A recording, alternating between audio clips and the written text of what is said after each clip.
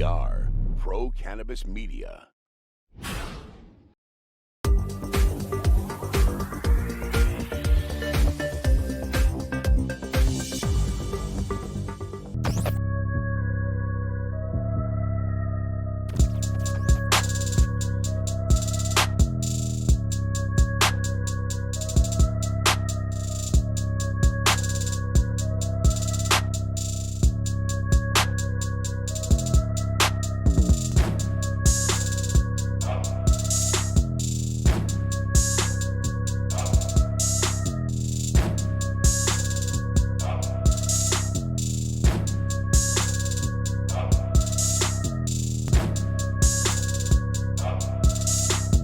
Hi, everyone. Welcome again to a very special edition of In the Weeds with Jimmy Young, our regular podcast interview show that we do on our Pro Cannabis Media Network. And a reminder again to like, share, and subscribe, not just to my show, but to Weed Talk News and Green Rush Live and the whole family of productions that we produce here at Pro Cannabis Media to share with you, the viewer. That's what's so important. But subscribing is also very important. And I'm really excited to welcome in our guest for today's show. His name is Ron Green. They call him the Chief. He's out of Pennsylvania, and he is a fashion icon and someone who's very, very proud of his Black heritage. Ron, thank you so much for joining us today. Thanks for having me, Jimmy. I'm glad to be here. Hey, you are the CEO of Hella Black and Hella Loud Hemp Company, as well as Tribe Worldwide Apparel. Explain to me how you got into the fashion business, and did you ever think it would have anything to do with cannabis? Oh, man. So first and foremost, thanks for having me here. I'm really glad to be here. As far as my business endeavors go, I never thought that I was going to be in fashion when I was coming up. I went to school for communications with a focus in broadcast journalism. I wanted to do what you're doing, man. You can. Really. I will. Hey, wait. I will be happy to train you to have your own show. We'll talk. Okay. All right. Nice. Yeah, because that's really what my passion was when I was in school. But I learned after school that I really also had a passion for fashion and just the different forms of expression that can be communicated through just what somebody chooses to put on a daily basis. And that's really where my interest in fashion and my cultural identity kind of came into play back in 2015, and that's how I started to develop a brand that was centered around cultural pride and the expression of the positive aspects of Blackness. And now, as someone who is painfully unhip, that would be moi. Okay. I admit that. I get that. I saw the images that you sent of yourself as the model for your own fashion wear, for your own clothing line. Did you ever think you'd be a model, Ron? Come on. Really? So that was the thing. When I started, very quickly, I learned that I had to be able to represent my brand. If I was going to sell it, I had to be willing to also wear it and be a proponent of it. So it's like, I'm wearing it every day, regardless. I'm wearing the same shirt sometimes 2 and 3 times a week.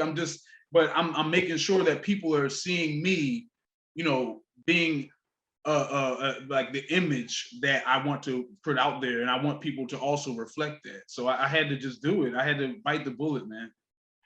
Well, I tell you what, you bit the right bullet, okay? Because you look great in your own clothing line. I can tell you that. I cannot imagine, however, myself wearing that stuff out because, it's awkward for me because I'm a boring white guy. I'll admit it. You know what I mean? Especially when it comes to fashion. I mean, look, it's like the Gap R Us. It's kind of like what, that's like my thing, right? Hey, man, you look fresh, Jimmy. You look fresh, man. I like that sweater. That's a nice. All right. I appreciate that. I appreciate that. How important is it to you to be proud of your upbringing and be proud of who you are, especially now in the cannabis space, where a lot of people who have been most impacted by the war on drugs are getting into the cannabis space? So it's very important for me to be able to bridge the gap between these two worlds, you know, where we have people who are kind of in this legacy market, and then you have the emerging legalized market. And you know, me personally, I've been arrested 3 times for cannabis possession, you know, in past years, and it's just, you know, simple stuff. It's not like I'm running around with enough for them to say I'm trying to distribute it or anything. This is just personal use, and I'm being detained for it. So, Right. you know, being on that side of it, and you know, now seeing how the legalized market is just booming. It's multi-billion-dollar industry, and you know, it's nice to be able to find some access points. So I seek to fully exploit that now that it's an opportunity that's availed itself to me. I want you to know I've talked to many people of color who give me that same story about being arrested a handful of times for possession crimes. And when I hear that, my skin really boils. I get really pissed off. I get really mad because I know what the stats are. I know that Black people have been arrested 3.5 more times than white people for possession crimes, and white people and Black people actually use this substance the same amount. What does that mean? It means that you guys have been profiled and been taken advantage of. And that really pisses me off. It gets me really mad. I get chills when I hear about this because I'm someone who studied history. I know what the history is of the Black man in this country, and it is not fair, and it has never been fair. And now that it has been systematically in place for dozens, if not decades of years, I think it's time that everyone who has been most impacted by the failed war on drugs gets an opportunity to take advantage of the fact that this has been illegal and race has been involved with the prohibition of this substance for 100 years. It is time. So I support everything that you guys do in what you do. What is it like? How have people been responsive to your clothing brand and the passion that you have for cannabis? Are you being still victimized? Because we both know there's a lot of stigma out there, isn't there? There definitely is. And you know, a lot of the stigma comes from, you know, people who also look like myself. You know, there's a lot of people who still have negative views about the impact of cannabis on our community and things of that nature. So there's a lot of I was about to say conversations, but conversations that we still need to have amongst ourselves, where we can kind of, you know, be able to effectively move forward together, because cannabis can definitely have a positive impact as we see, you know, just through medicinal use and the use in therapeutic aspects, PTSD and things of that nature. So there's when we apply it properly, there's a use that can be spoken to that have a positive effect on the community. So we just want to be able to foster that. Absolutely. And you certainly deserve the right to do that. You thought you made a Freudian slip there when you called it a conversation, right? Did you know that one of our best shows, one of my most favorite shows that we carry, is called The Conversation with Dave Briggs and Amani Toomer? I bet you remember Amani Toomer, the football player. Yeah. Amani, yeah, I remember him. I hated him too, but yeah, I remember.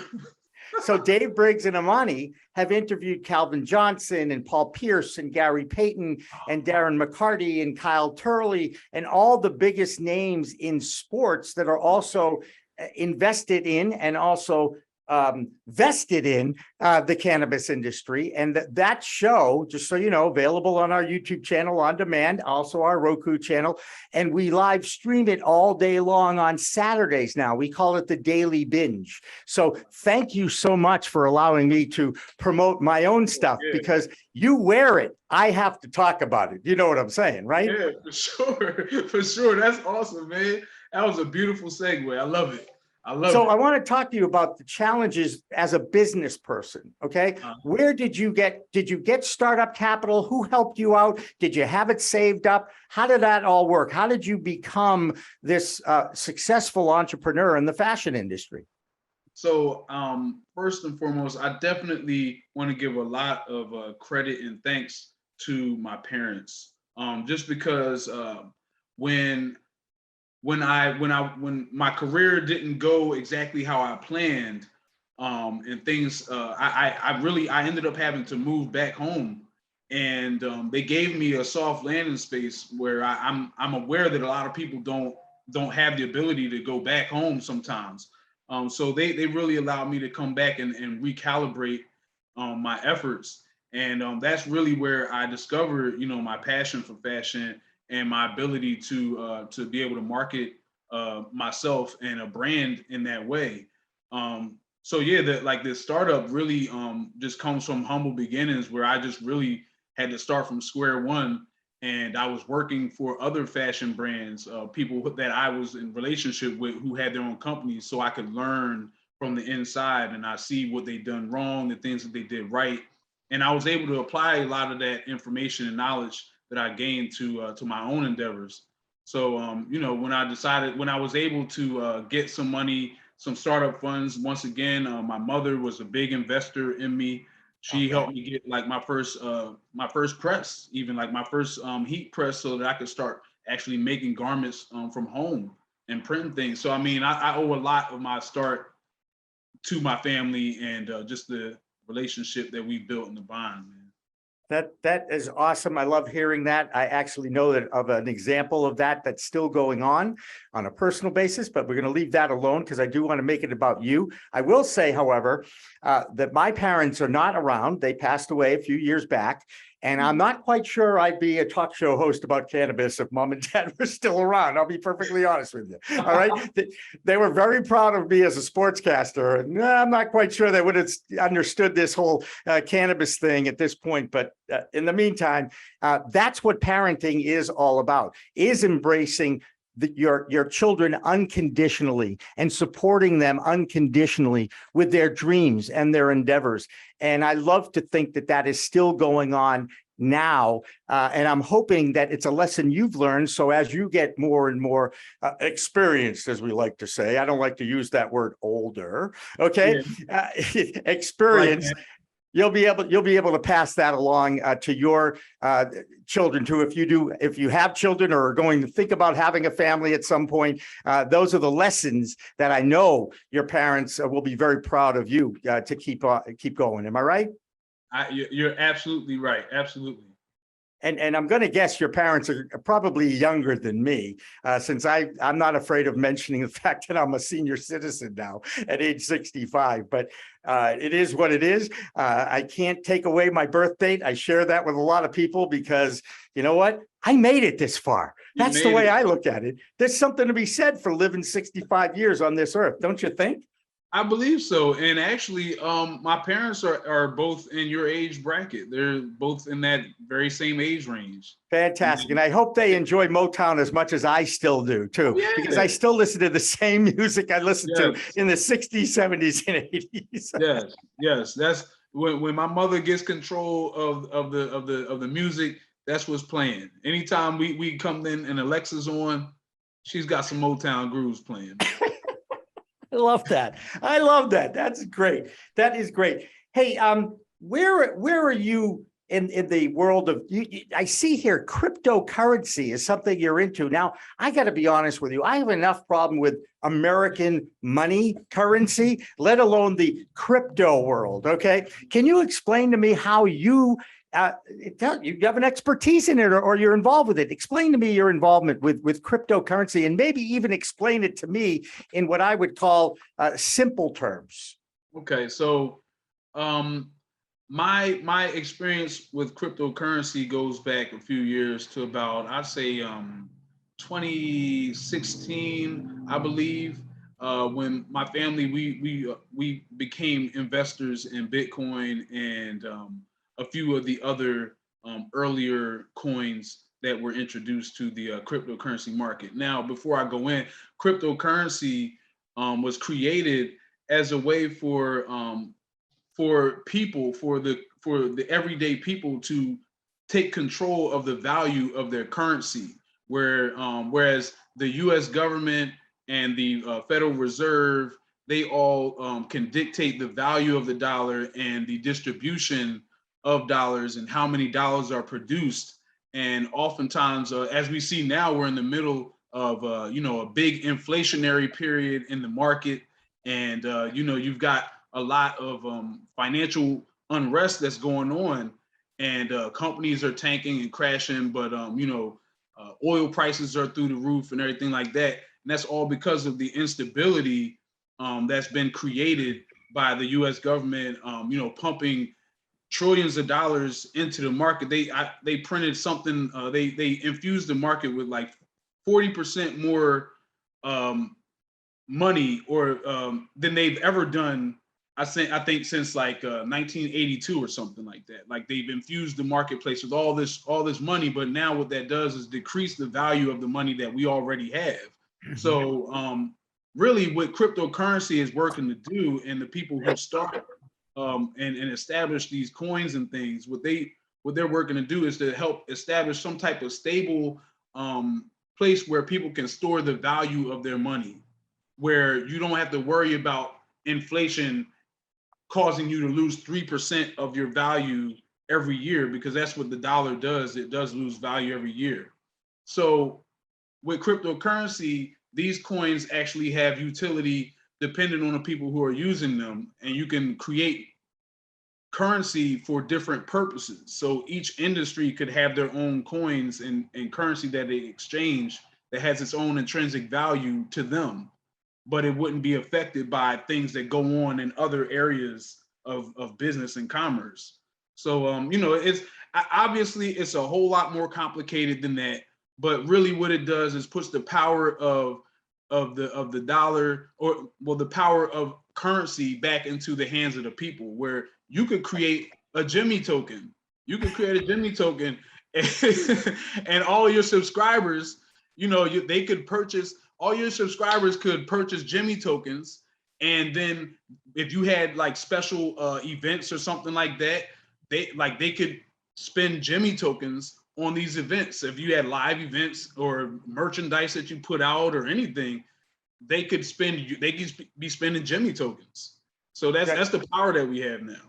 That is crazy, but I appreciate and support the effort. I know there's a lot of risk because there's also a lot of reward in this.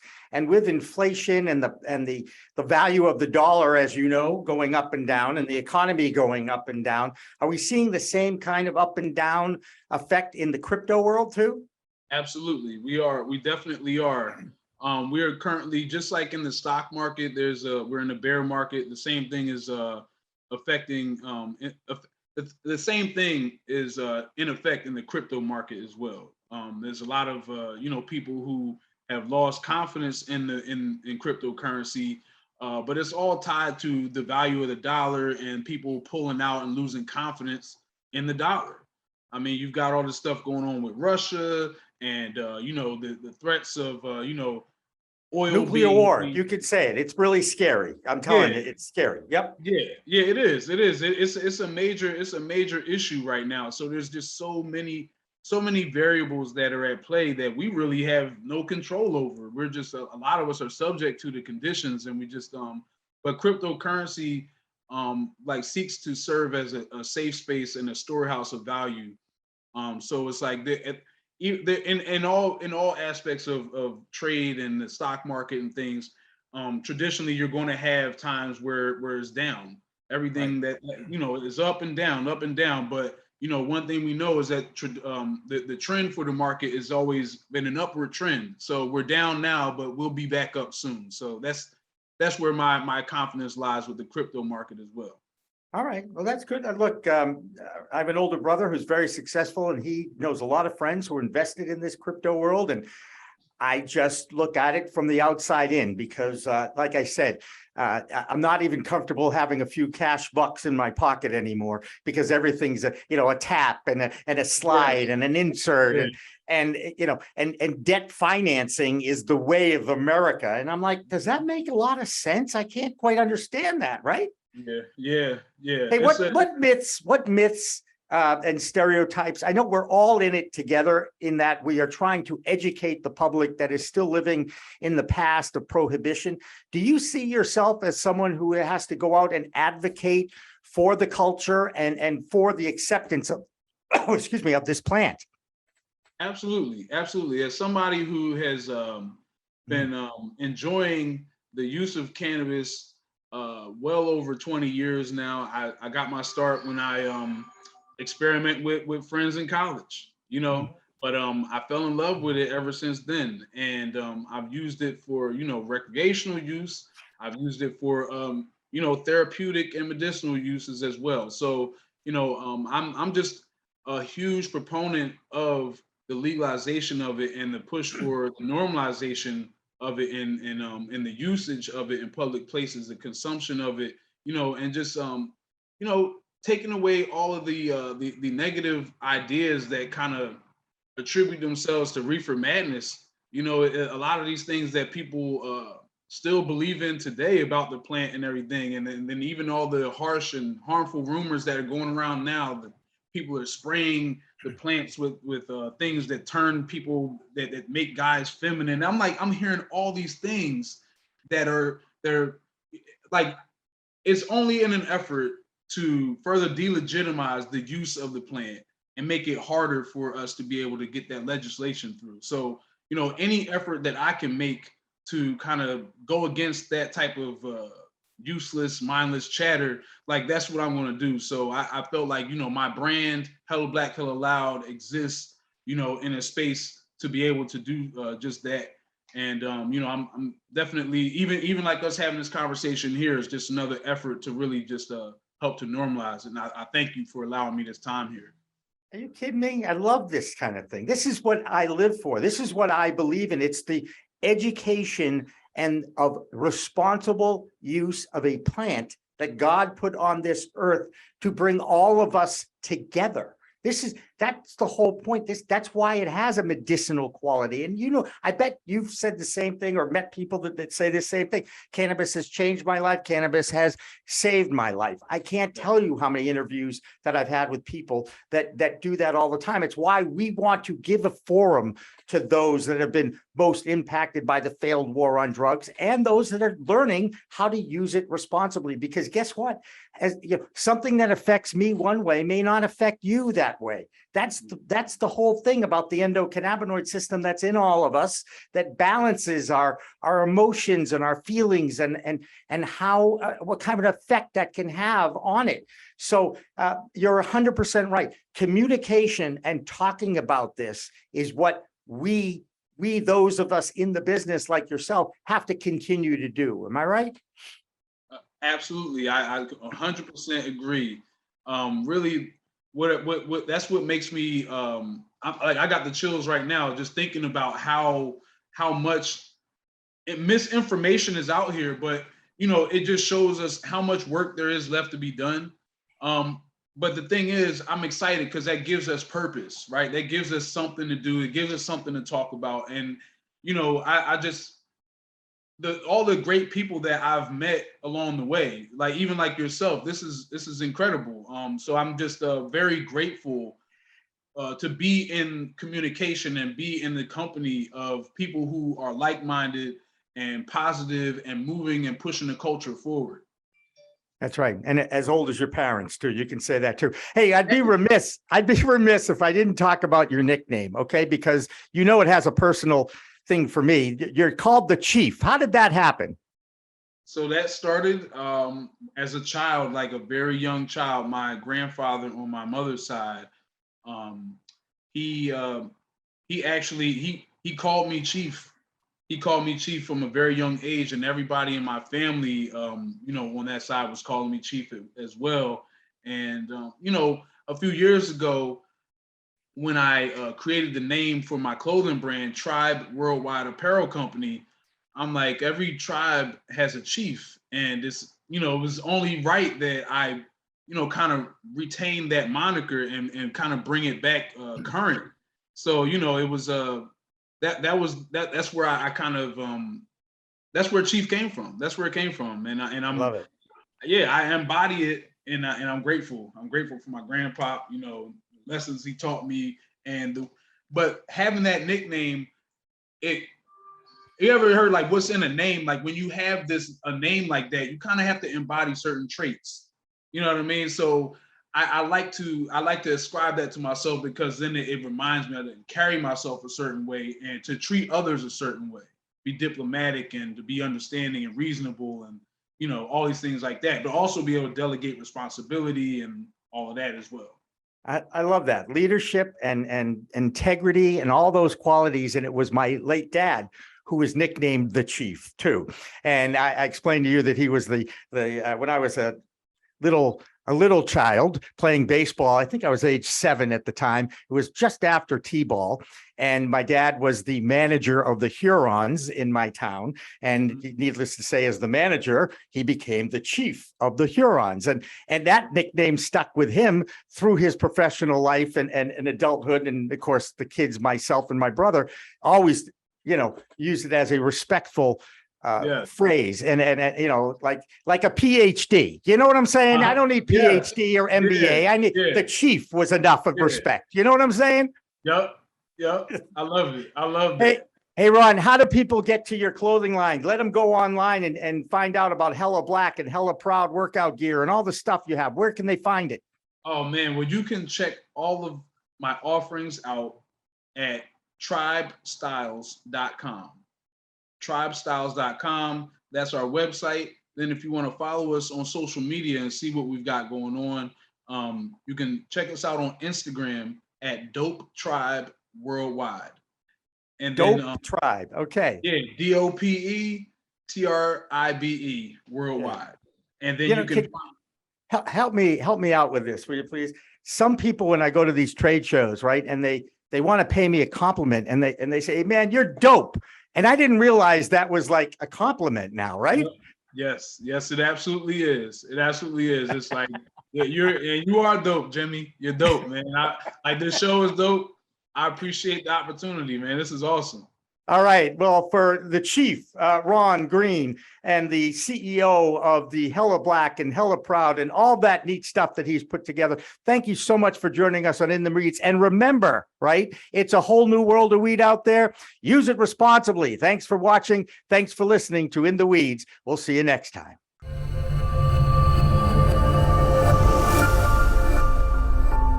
As a broker, we have access to many, many cannabis carriers. So I will go in with 2 or 3 quotes for people. The quotes might be $20,000 for one, $22,000 for another, $17,500 for another. Pretty close among the 3. What I tell people is it's not the pricing, it's what's included and not included, meaning exclusions. An exclusion in layman's terms is just something that's not included. It's not on the menu. So it's just not included. But if you don't know that, if no one shows you that on page 71 of a 150-page policy, you're not going to know. No one knows. I never met one person that says they read an insurance policy. If you do, I got some property in Florida for you.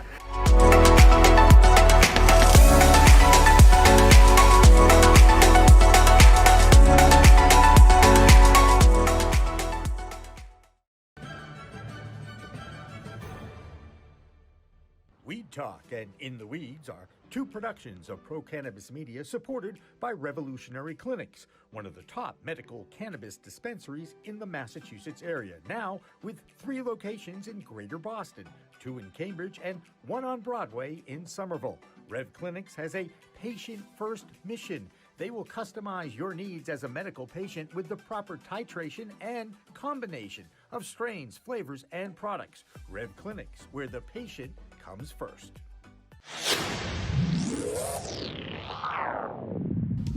Hey, you want to grow your own plants? Check out Style Lighting's Grow Kit. It has everything you need to become an expert home grower and bring the power of the sun indoors. Style Lighting uses TCP's high-powered commercial LEDs that deliver twice the output in the market.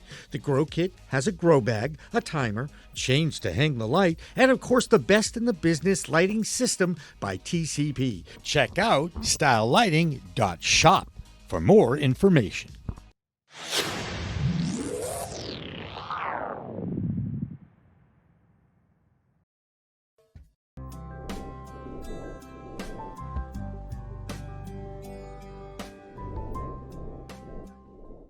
Pro Cannabis Media programming is available live and on demand on our Facebook page at Pro Canna Media, on Instagram at Pro Cannabis Media, on LinkedIn also at Pro Cannabis Media, on YouTube and YouTube Live on Pro Cannabis Media, Twitter at ProCannamedia, and on twitch.tv/ProCannabisMedia. So like, share, and subscribe to all of our content, newsletters, and shows live or on demand. We are Pro Cannabis Media.